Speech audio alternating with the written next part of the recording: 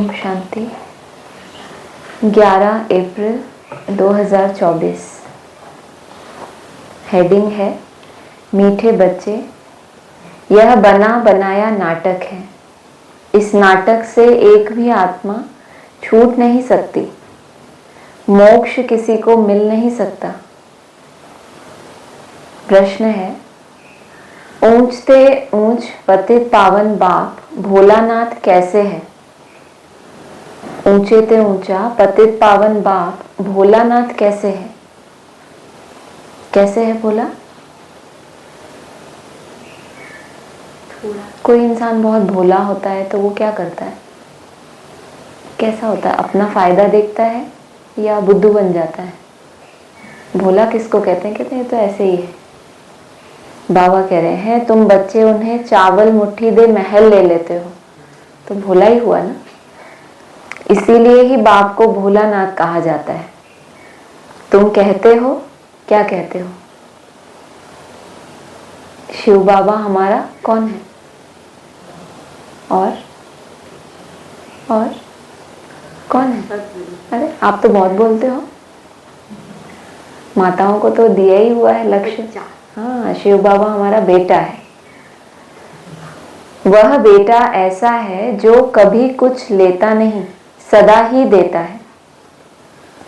भक्ति में कहते हैं जो जैसा कर्म करता है वैसा फल पाता है, परंतु भक्ति में तो अल्प काल का मिलता। ज्ञान में समझ से करते हैं इसलिए सदा काल का मिलता है। वरना भक्ति में तो चलन है ही, एक जन्म में जो त्याग करते हैं, दान करते हैं, अगले जन्म में मिलता है, लेकिन समझ तो नहीं थी। यहाँ एक ही बार भगवान ने आके समझ दी तो उसने आपके एक ही इस युग में किए गए अच्छे कर्मों का सदा काल का फल दे दिया आपको। क्योंकि जब एक्चुअल वो आपके सामने आया तब आपने उसको वो त्याग करके दिखाया। ओम शांति। रूहानी बच्चों से रूहानी बाप रूह रिहान कर रहे हैं। वह ऐसे कहेंगे, रूहानी बाप बच्चों को राजयोग सिखला रहे हैं। तुम आए हो बेहद के बाप से राजयोग सीखने, इसीलिए बुद्धि चली जानी चाहिए बाप की तरफ। यह है परमात्म ज्ञान आत्माओं के प्रति। भगवानवाच सालिग्रामों प्रति। आत्माओं को ही सुनना है, इसलिए आत्मा अभिमानी बनना है। क्या मतलब? आत्माओं को ही सुनाई देगी उसकी आवाज, इसलिए क्या बनना पड़े? उसकी कही हुई बात को आत्मसात करने के लिए या उसको उसकी गहराई तक समझने के लिए, क्योंकि उसकी बात के लिए कंडीशन है आत्माओं को ही सुनना है। पहली लाइन में ही बताया, रूहानी बाप रूहानी बच्चों से रूह रिहान कर रहे हैं। आत्मा अभिमानी और देह अभिमानी का फर्क तुम समझ गए हो। बहुतों को तो अभी फर्क का ही पता नहीं है कि फर्क क्या है। बिल्कुल हम आत्मा है, बस हो गया, हम आत्मा है। उसके स्वरूप में टिकना, उसके अनुभूति में रहना, आत्मा समझने से जो हमारे अंदर गुण आते हैं, जो निरहंकारीपना आता है, उससे उसकी समझ ही नहीं है। बाबा कह रहे हैं तुम अभी समझ गए हो। बाप ने ही समझाया है, आत्मा ही शरीर से पाठ बजाती है, पढ़ती आत्मा है, शरीर नहीं। परंतु देह अभिमान होने के कारण समझते हैं, फलाना पढ़ाते हैं। तुम बच्चों को जो पढ़ाने वाला है वह है निराकार। उनका नाम है शिव। शिव बाबा को अपना शरीर नहीं होता और सब कहेंगे मेरा शरीर। यह किसने कहा? आत्मा ने कहा यह मेरा शरीर है। बाकी वह सब हैं जिस्मानी पढ़ाइयाँ। अनेक प्रकार की उसमें सब्जेक्ट होती हैं, बीए आदि कितने नाम हैं। इसमें एक ही नाम है, पढ़ाई भी एक ही पढ़ाते हैं। एक ही बाप आकर पढ़ाते हैं तो बाप को ही याद करना पड़े। हमको बेहद का बाप पढ़ाते हैं। उनका नाम क्या है? उनका नाम है शिव। ऐसे नहीं कि नाम रूप से न्यारा है। मनुष्यों का नाम शरीर पर पड़ता है, कहेंगे फलाने का यह शरीर है। वैसे शिव बाबा का नाम नहीं है। मनुष्यों के नाम शरीर पर हैं, इसीलिए बदलते रहते हैं, और एक का ही है जिसकी आत्मा का ही नाम क्या है? शिव। वैसे शिव बाबा का नाम नहीं है, मनुष्यों के नाम शरीर पर है। एक ही निराकार बाप है जिसका नाम है शिव। जब पढ़ाने आते हैं तो भी नाम शिव ही है, और जब नहीं पढ़ाते आराम करते हैं तो भी शिव ही है, सदा ही कल्याणकारी। यह शरीर तो उनका नहीं है, यह शरीर जिसमें प्रवेश करके पढ़ाई पढ़ा रहे हैं यह तो उनका नहीं है, लोन लिया है। भगवान एक ही होता है, 10-12 नहीं। अवतार कितने दिखाए? 10 अवतार भी हैं, 24 अवतार भी हैं। बाबा कह रहे भगवान एक ही होता है, वह है ही एक, फिर मनुष्य उनको 24 अवतार कहते हैं। बाप कहते हैं मुझे बहुत भटकाया है, परमात्मा को ठिक्कर भीतर सब में कह दिया है, परम पिता को नहीं। किसको? परमात्मा सर्वव्यापी है, परम पिता के लिए नहीं कहा जाता। परमात्माएं कितनी है? जो सुप्रीम है। कितनी सारी अव्यक्त आत्माएं हैं, उनमें भी तो सुप्रीम होंगी ना, उनमें भी तो लेवल होंगे। तो कहा परमात्मा को ठिक्कर भीतर सब में कह दिया। मुख्य तो वही हो गए ना। आप लोग इधर ऐसे आराम से बैठ जाओ, आराम से बैठो। जैसे भक्ति मार्ग में खुद भटके हैं वैसे मुझे भी भटकाया है। ड्रामा अनुसार उनके बात करने का ढंग कितना शीतल है। किसके? ड्रामा अनुसार उनके बात करने का ढंग कितना शीतल है। समझाते हैं मेरे ऊपर सबने कितना अपकार किया है, मेरी कितनी ग्लानि की है। मनुष्य कहते हैं हम निष्काम सेवा करते हैं, बाप कहते हैं, क्या कहा होगा बाप ने? मनुष्य कहते हैं हम निष्काम सेवा करते हैं, बाप क्या कहेंगे? मियाँ मिट्ठू जैसा कुछ बोलो। बाप क्या कहेंगे? हाँ, तो क्या बोला होगा अपने बारे में बाबा ने? मेरे सिवा कोई नहीं करता, निष्काम सेवा कोई कर नहीं सकता। जो करता है उनको फल जरूर मिलता है, अभी तुमको फल मिल रहा है। गायन है कि भक्ति का फल भगवान देंगे, क्योंकि भगवान है ज्ञान का सागर। निष्काम तब कहें जब आप कितनी भी सेवा करें और बदले में आपकी कोई भी कामना ना हो, लेकिन कह रहे हैं यहाँ जो भी कर्म करते हैं उसका फल हमको मिलता जरूर है। भक्ति में आधा कल तुम कर्म कांड करते आए हो, अब यह ज्ञान है पढ़ाई। पढ़ाई मिलती है एक बार और एक ही बाप से। बाप पुरुषोत्तम संगम युग पर एक ही बार आकर तुमको पुरुषोत्तम बनाकर जाते हैं, ऐसे बीच में नहीं जाते। क्या करते हैं? पुरुषोत्तम बनाकर फिर जाते हैं। भले उसके लिए कितने स्टेप होते हैं? 3 स्टेप होते हैं ना, आदि मध्य अंत। 3 पार्ट प्ले करने पड़ते हैं, बाप, टीचर, सतगुरु।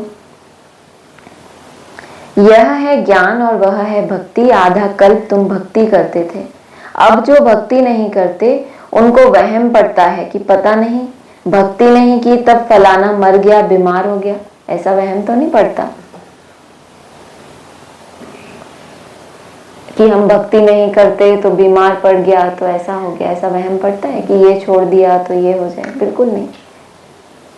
आपको बाबा कह रहे हैं मंदिर जाना छोड़ दें, तो ऐसा वहम तो नहीं पड़ता कि ये छोड़ देंगे तो हम बीमार पड़ जाएंगे। वो बाबा पूछ रहे हैं, तो जो जाते होंगे उनसे ही पूछेंगे ना।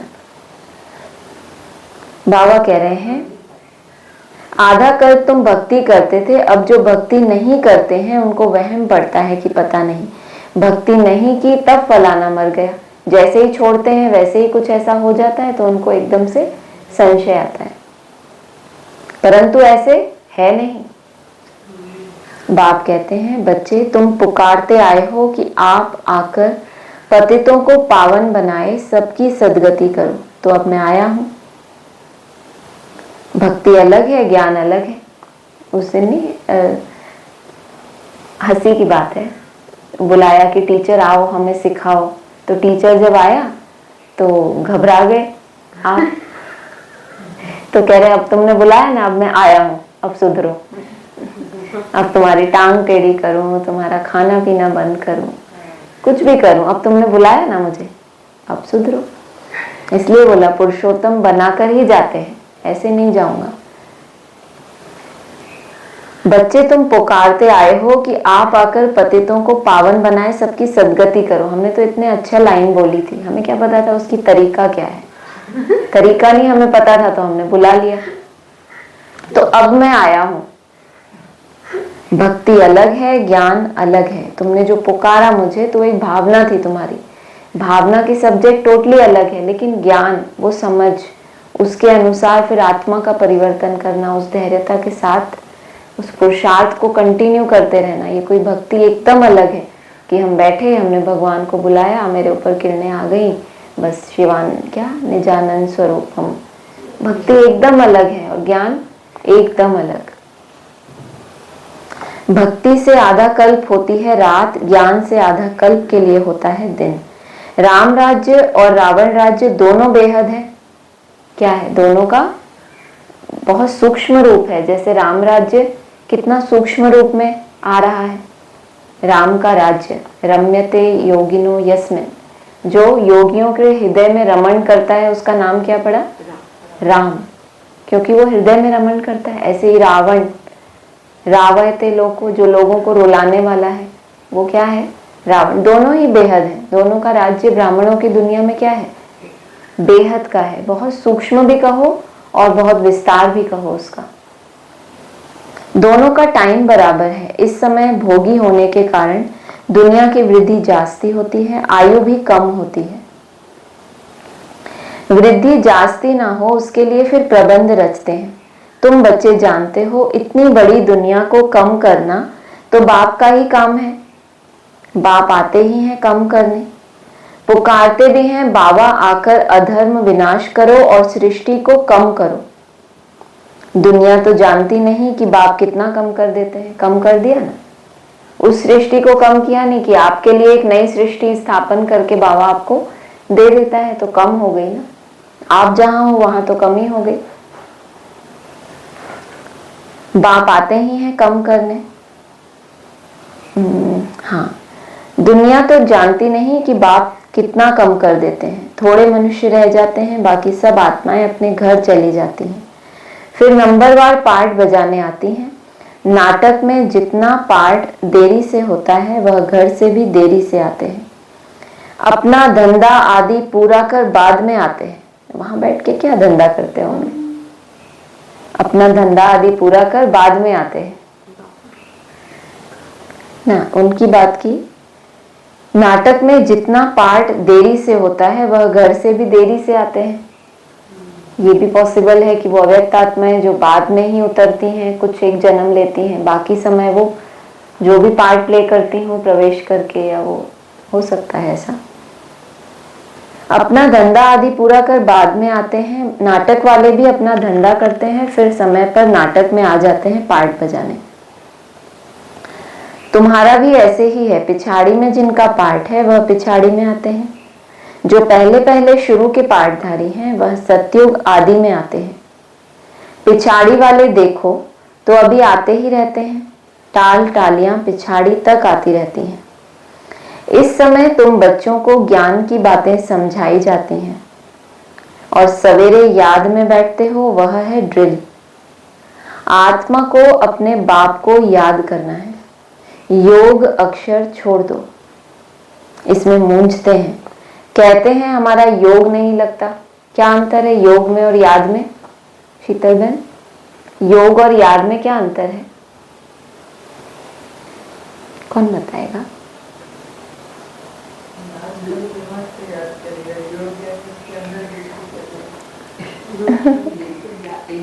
उल्टा हुआ। जो आपने बोला उसको उल्टा कर दो। योग माना कनेक्शन, उसके लिए हम दिमाग का यूज करते हैं कि योग करना है, योग करना है। हट से बैठ गए और बस अब मैं आत्मा हूँ, मैं अभी हम शुरू कर रहे हैं। जो एक टेक्निकल जो हमें विधि पता चल गई उसके अकॉर्डिंग हम अपनी बुद्धि में पहले बैठ गया ना कि ऐसे ऐसे योग करना है, तब तक वो योग है। जब ऑटोमेटिक खींच होने लगे आपको, जैसे बेटे की याद आती है तो कैसे आती है? ऐसे करते हो क्या कि बेटा बेटा बेटा, ऐसा नहीं ना, अपने आप आती है, उसको कहते हैं याद। तो योग अक्षर से मूंझेंगे तो शिव बाबा को क्या बनाना है, अपना बेटा बनाना है। तो क्या होगा, जैसे जैसे संबंधों की याद स्वाभाविक हो जाती है, नेचुरल, ऐसे हो जाएगा। तो बाबा कह रहे योग कहने से मूंझते हैं, कहते हैं हमारा योग नहीं लगता। बाप कहते हैं अरे बाप को तुम याद नहीं कर सकते हो, क्या यह अच्छी बात है? याद नहीं करेंगे तो पावन कैसे बनेंगे? बाप है ही पतित पावन। बाप आकर ड्रामा के आदि मध्य अंत का राज समझाते हैं। यह वैरायटी धर्म और वैरायटी मनुष्यों का वृक्ष है।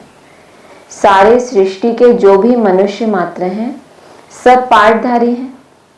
कितने ढेर मनुष्य हैं, हिसाब निकालते हैं, एक वर्ष में इतने करोड़ पैदा हो जाएंगे, फिर इतनी जगह ही कहाँ है? तब बाप कहते हैं मैं आता हूँ लिमिटेड नंबर करने। तुम बच्चों की कर्मातीत अवस्था तुमको सिखाता हूँ कैसे कर्मातीत बनो। तुम्हारी कर्मातीत अवस्था और विनाश का गहरा संबंध है। ऑटोमेटिक क्या होगा, लिमिटेड हो जाएंगे ना। जो पॉपुलेशन की चिंता कर रहे हैं इतनी बढ़ जाएगी तो कहाँ जाएंगे, तो ये बीच बीच में जो विनाश की सीन्स आएंगी उसमें ये सब लिमिटेड हो जाएगा। जब सभी आत्माएं ऊपर से आ जाती हैं हमारा घर खाली हो जाता है, बाकी भी जो बचते हैं वह भी आ जाती हैं। झाड़ कभी सूखता नहीं, चलता आता है। पिछाड़ी में जब वहां कोई रहता नहीं फिर सभी जाएंगे। नई दुनिया में कितने थोड़े थे, अब कितने ढेर हैं। शरीर तो सबका बदलता जाता है, वह भी जन्म वही लेंगे जो कल्प कल्प लेते हैं। यह वर्ल्ड ड्रामा कैसे चलता है सिवाय बाप के कोई समझा न सके। ये वर्ल्ड का जो ड्रामा है उसकी यहाँ पर जो शूटिंग होती है, कल्प कल्प कल्प कैसे ये रिपीट होता है सिवाय बाप के कोई समझा नहीं सकता। बच्चों में भी नंबरवार पुरुषार्थ अनुसार समझते हैं। बेहद का नाटक कितना बड़ा है। अभी ये जो ड्रामा का राज है, सतयुग, त्रेता, द्वापर, कलयुग, 1250 तो ये चारों युगों में कैसे फिरता है, ये आप लौकिक दुनिया वालों को समझाओ तो नहीं समझते क्या? नहीं समझते। मतलब कोई बहुत गहरी बात है, उनको अगर आप बोलो कि 5000 साल हैं उसमें से ये 1250 समझ जाएंगे। बाबा ऐसा कह रहे हैं बच्चों में भी नंबरवार पुरुषार्थ अनुसार समझते हैं, नंबरवार समझ अनुसार नहीं। ऐसा क्यों नहीं बोला कि नंबरवार बुद्धि अनुसार, नंबरवार गहराई ज्ञान की अनुसार, नंबरवार जिस पोजीशन पे है, नंबरवार स्पीकर है, माइक है, उसके अनुसार नहीं बोला। वर्ल्ड ड्रामा सिवाय बाप के कोई समझा नहीं सकता। और बच्चों में भी, दुनिया की तो फिर बात ही छोड़ो, इसका मतलब दुनिया को जो आप वर्ल्ड ड्रामा का राज समझा रहे हो वो तो बहुत कल ही आया था ना ये वाणी में। कोर्टों में कोई इस बात को समझेंगे, फिर पीछे बोला था सारी दुनिया को जाना है ये नॉलेज। दो तरह की बातें थी कल की मुरली में। तो एक लेवल है जो सारी दुनिया समझ जाएगी, लेकिन उसकी गहराई को बच्चों में भी नंबरवार पुरुषार्थ के अनुसार ही उसको समझ पाएंगे। बेहद का नाटक कितना बड़ा है, कितनी समझने की बातें हैं। बेहद का बाप तो ज्ञान का सागर है, बाकी तो सब लिमिटेड है। ज्ञान का सागर होगा तो सागर का मतलब क्या, जिसकी गहराई को साइंटिस्ट भी आज तक ढूंढ नहीं पाए हैं। तो कितनी गहराई, जितना आप पुरुषार्थ में डीप जा रहे हो, जितना बीज बन रहे हो, उतने ही गहराई में जाते जा रहे हो। इसको कहेंगे सागर। और वो समझते हैं हमने तो बस पा लिया। सतयुग में भगवान ने आके क्या सिखाया, सतयुग, त्रेता, द्वापर, कलयुग, फिर वो आ गया, फिर हमें ज्ञान दे दिया, अब हम पावन बन रहे, बस। और आप एक तरफ कह रहे हो कि वो ज्ञान का सागर है। सागर का मतलब क्या होता है वो भी तो समझना। सागर की डेप्थ को जब दुनिया में ही कोई अभी तक नहीं पा पाया तो हम कैसे ये इतना इजीली समझ रहे हैं कि उसने जो समझाया हम समझ गए, अब हम बन रहे हैं। क्या है उसके, किस प्रोसेस में हो, क्या चेंजेस ला रहे हैं, मतलब ये बहुत समझने की बात है। बाकी तो सब लिमिटेड है। वेद शास्त्र आदि कुछ बनाते हैं, जास्ती तो कुछ बनेगा नहीं। तुम लिखते जाओ शुरू से लेकर तो कितनी लंबी चौड़ी गीता बन जाए। सब छपता जाए तो मकान से भी बड़ी गीता बन जाए, इसलिए बढ़ाई दी है। सागर को स्याही बना दो। फिर यह भी कह देते कि चिड़ियाओं ने सागर को हप किया। तुम चिड़ियाएं हो, सारे ज्ञान सागर को हप कर रही हो। अभी तुम ब्राह्मण बने हो, तुमको अब ज्ञान मिला है, ज्ञान से तुम सब कुछ जान गए हो। कल्प कल्प तुम यहाँ पढ़ाई पढ़ते हो, उसमें कुछ कम जास्ती नहीं होना है। जितना जो पुरुषार्थ करते हैं उनकी उतनी प्रारब्ध बनती है। हर एक समझ सकते हैं हम कितना पुरुषार्थ कर कितना पद पाने के लायक बन रहे हैं। पद की बात नहीं है, लेकिन उस पद को पाने के लिए उस रेस में भी हैं हम इतना पुरुषार्थ कर रहे हैं कि उस पद को पाने की रेस में भी खड़े हो जाएं। तो बाबा ने कहा जितना हर एक समझ सकते हैं हम कितना पुरुषार्थ कर कितना पद पाने के लायक बन रहे हैं। स्कूल में भी नंबरवार इम्तिहान पास करते हैं, तो जरूर कोई इम्तिहान होता होगा ना ब्राह्मणों की दुनिया में। क्या इम्तिहान हुआ बताओ? अभी तक जो पढ़ाई पढ़ रहे थे आप, उसमें ऐसा क्या इम्तिहान हुआ जो ब्राह्मण नंबरवार हो गए? इम्तिहान की बात है जिसमें कोई फेल हो जाए कोई पास हो जाए। निश्चय। हाँ, किस बात पे निश्चय? क्या ऐसा हुआ जो जिसको कहें ब्राह्मणों का पेपर हुआ? सबसे पहला पेपर क्या हुआ? प्रैक्टिकल पेपर बताओ क्या हुआ? आदि में, यज्ञ के आदि में। हाँ, ब्राह्मणों का पहला पेपर ही क्या हुआ जब से ये यज्ञ शुरू हुआ? मम्मा जब चली गई। हाँ, मतलब जो जहां जहां से वो देहधारियों से जुड़े हुए हैं, जब वो आधार हिलते हैं, बोला है ना सारे आधार हिलने हैं, तो फिर हिल जाएंगे ना। फिर ब्रह्मा बाबा गए, फिर बाबा कह रहे हैं मैं आता हूं तो पुरुषोत्तम बनाकर ही जाता हूं। फिर जो बाप ने टीचर के रूप में समझाना शुरू किया, तो एक इम्तिहान हुआ ना कि अगर आपने ज्ञान को वैल्यू दी होती तो ज्ञान दाता तक पहुंचते। ज्ञानदाता जहां भी है वो आपको खींचता ना, लेकिन देह को पकड़ लिया, उनको उठा दो, बैठने का नहीं। तो ज्ञानदाता तक पहुंचे ही नहीं, वो आकर्षण हुई ही नहीं, तो फिर क्या कहें? पेपर हुआ ना। कोई वहां तक पहुंचे नेक्स्ट स्टेप तक। गेम्स के लेवल होते हैं ना, प्ले स्कूल में खेल रहे हैं, किसी को साक्षात्कार हो रहा है, उसमें अपनी तो आपकी कोई ताकत नहीं है। आदि में जब ये शुरू हुआ खेल, कोई भी आता था, कृष्ण का साक्षात्कार, ब्रह्मा का साक्षात्कार, तो उसमें आपका क्या पुरुषार्थ? कोई नहीं। छोटे बच्चे स्कूल जाते हैं, प्ले स्कूल में, तो कोई मेहनत करते हैं क्या? खेलते रहते हैं। तो वहां से शुरुआत हुई। अब वहां से आगे बढ़े, आपका अगर लेवल आगे बढ़ा तो ज्ञान की समझ मिल रही है, वो एक इम्तिहान तो देना पड़े ना। तो बाबा क्यों हमेशा कहते हैं ये एक स्कूल है। जब क्लास ट्रांसफर होता है, जब टीचर बदल जाता है, पढ़ाई गहरी हो जाती है, तो ये सब बातें मुरलियों में ही आई है ना। बाबा ने इसको कभी भी सत्संग नहीं बोला, इसको बोला स्कूल। स्कूल में क्लास ट्रांसफर होगा, गेम होता है, उसमें जैसे लेवल होते हैं ऐसे स्कूल में भी लेवल्स होते हैं। एक क्लास को क्रॉस किया तो इसका मतलब आप आगे ट्रांसफर हो सकते हैं। तो वहीं से ये इम्तिहान चलता चला रहा है, अभी भी वही इम्तिहान चल रहा है ब्राह्मणों का। ऑर्गेनाइजेशन को देख रहे हैं, बड़े बड़े मकानों को देख रहे हैं, बड़े बड़े जिनका मान मर्तबा है, मतलब हदों में बंधे हुए। बेहद माना सूक्ष्म, जो इन आंखों से ना दिखे उसका नाम है बेहद। किसका नाम है बेहद? आउट। रोज एक बार आउट होते हैं। तो बाबा कह रहे हैं स्कूल में भी नंबरवार इम्तिहान पास करते हैं। ब्राह्मणों से पूछना कभी कि क्या इम्तिहान पास हुआ अभी तक। स्कूल में जैसे नंबरवार इम्तिहान होते हैं ना, तो अभी कौन सा इम्तिहान हुआ ब्राह्मणों का जो उन्होंने पास किया, तो पता चले।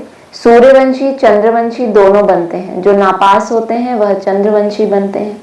ज्ञान चंद्रमा ही उनका सर्वे सर्वा, ज्ञान सूर्य तक पहुंच ही नहीं पाते, तो क्या बनेंगे? चंद्रवंशी बनेंगे ना। कोई जानते नहीं कि राम को बाण क्यों दिया है, मारा मारी की हिस्ट्री बना दी। बाण का मतलब माया से युद्ध करने वाली स्थिति दिखाई है। स्वदर्शन चक्र माना दूर से ही माया खलास हो गई, और बाण माना युद्ध कर रहे हैं, मेहनत वाली स्टेज है, युद्ध करने वाली। तुम जानते हो जो जैसा कर्म करते हैं उनको ऐसा फल मिलता है। जैसे कोई हॉस्पिटल बनाते हैं तो दूसरे जन्म में उनकी आयु बड़ी और तंदुरुस्त होंगे। कोई धर्मशाला स्कूल बनाते हैं तो उसको आधा कल्प का सुख मिलता है। यहाँ बच्चे जब आते हैं तो बाबा पूछते हैं तुमको कितने बच्चे हैं? कितने बच्चे हैं? 3। तो कहते हैं 3 लौकिक और 1 शिव बाबा, क्योंकि वह वर्षा देता भी है तो लेता भी है। हिसाब है ना, उनको लेने का कुछ है नहीं, वह तो दाता है। चावल मुट्ठी देकर तुम महल ले लेते हो, इसीलिए भोलानाथ है। पतित पावन ज्ञान सागर है। अब बाप कहते हैं यह भक्ति के जो शास्त्र हैं उनका सार समझाता हूं। भक्ति का फल होता है आधा कल्प का। सन्यासी कहते हैं यह सुख काग भिष्टा के समान है। बाप ने आकर कभी उन शास्त्रों का क्लैरिफिकेशन दिया क्या? भक्ति मार्ग के शास्त्रों का दिया कभी? दिया। कब? बाबा ने ना, मतलब कह रहे हैं कि जो अभी तक वेद शास्त्र पढ़े थे उसका सार आके समझाता हूँ। लेकिन ये है ना वो वेद शास्त्र जो पहले लिखे गए, अब इनमें से भी सार निकाल के हमें दे रहा है। पहले उन वेद शास्त्रों का सार निकाल के ये मुरली रिटर्न में आई, मतलब ओरल ही चली, बाद में ये हमें रिटर्न में मिली। अभी फिर इनका भी तो कोई सार होगा ना, इसमें भी तो कोई ऐसी तथ्य होंगे ना जिसके कारण हमें अपना फ्यूचर क्लियर होता जाए। तो बाबा कह रहे हैं तुम जानते हो जो जैसा नहीं हो गया। भक्ति का फल होता है आधा कल्प का। सन्यासी कहते हैं यह सुख काग भिष्टा के समान है, इसलिए घर बार छोड़ जंगल में चले जाते हैं। कहते हैं हमको स्वर्ग के सुख नहीं चाहिए जो फिर नरक में आना पड़े, हमको मोक्ष चाहिए। परंतु यह याद रखो कि यह बेहद का नाटक है। सन्यासियों ने क्या मांगा भगवान से? स्वर्ग के सुख नहीं चाहिए, मोक्ष चाहिए।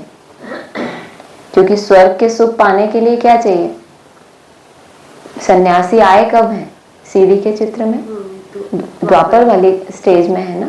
तो वहां पर तो जिसने अनुभव ही नहीं किया कभी स्वर्ग का, तो स्वर्ग के सुख काग भिष्टा समान कहते हैं ना। दूर के क्या कहते हैं उसको? ना वो नहीं, अंगूर खट्टे हैं, क्योंकि वो आप नहीं ले सकते तो नहीं, वो अच्छे ही नहीं है, वो हमें सुख चाहिए ही नहीं, मोक्ष चाहिए। तो बाबा कह रहे हैं यह याद रखो कि यह बेहद का नाटक है। मोक्ष सदाकाल का किसी को मिलता नहीं है, फिर भी उनको चक्र में तो आना ही पड़ता है। इस नाटक से एक भी आत्मा छूट नहीं सकती है, पक्की बात है। बना बनाया है तब गाते हैं, बनी बनाई बन रही, परंतु भक्ति मार्ग में चिंता करनी पड़ती है। जो कुछ पास किया है वह फिर होगा। 84 का चक्र तुम लगाते हो, यह कभी बंद नहीं होता, बना बनाया है। इसमें तुम अपने पुरुषार्थ को उड़ा कैसे सकते हो? कोई कोई कहते हैं ना ड्रामा बना बनाया है, तो जो हमने पहले पुरुषार्थ किया होगा वही हम करेंगे, जो पहले विघ्न आया होगा फिर वही आएगा, तो हमारी क्या गलती है? बाबा क्या कह रहे हैं इसमें? जो कुछ पास किया है वह फिर होगा। 84 का चक्र तुम लगाते हो, यह कभी बंद नहीं होता, बना बनाया है। इसमें तुम अपने पुरुषार्थ को उड़ा कैसे सकते हो? मतलब उसको बीच में रखो, ड्रामा को फिक्स मान के पुरुषार्थ को नहीं छोड़ दो। तुम्हारे कहने से तुम निकल नहीं सकते। मोक्ष को पाना, ज्योति ज्योत समाना, ब्रह्म में लीन होना, यह एक ही है। मोक्ष को पाना, ज्योति ज्योत समाना और ब्रह्म में लीन होना। अनेक मतें हैं, अनेक धर्म हैं, फिर कह देते हैं तुम्हारी गत मत तुम ही जानो। तुम्हारे श्रीमत से सदगति मिलती है, सो तुम ही जानते हो। तुम जब आओ तब हम भी जाने और हम भी पावन बने। पढ़ाई पढ़ें और हमारी सदगति हो। जब सदगति हो जाती है तो फिर कोई बुलाते ही नहीं है। इस समय सबके ऊपर दुखों के पहाड़ गिरने हैं। खूने नाहे खेल दिखाते हैं और गोवर्धन पहाड़ भी दिखाते हैं। एक तरफ 2 तरह के पहाड़ बताए, एक तरफ पहाड़, दूसरा